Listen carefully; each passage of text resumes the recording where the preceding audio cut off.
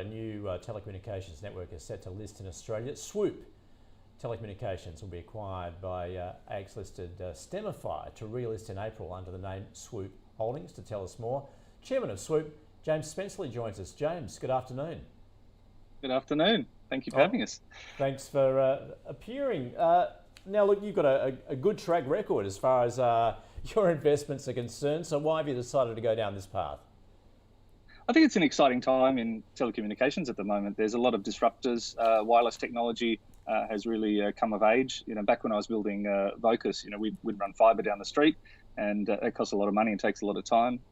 But the capacity you can get through wireless nowadays is incredible. So we can stick a tower up and cover half a city in a couple of weeks. So yeah, it's an interesting, exciting time.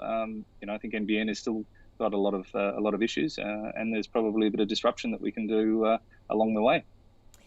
James, what are you going to spend the money on?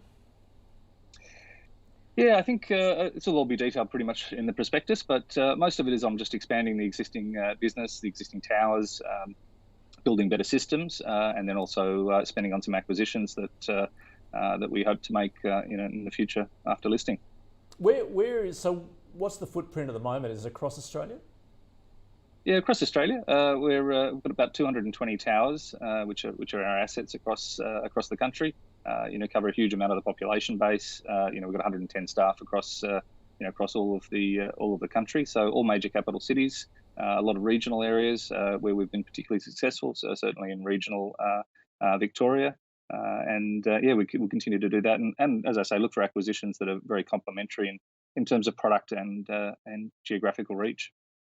Is the time right for those acquisitions, do you think? Yeah, I think you've got to have a purpose for listing. There's a lot of overhead that comes with that, both personally and also within the company and financially, right? So there's a cost to listing. You generally do that when you've got a need for capital.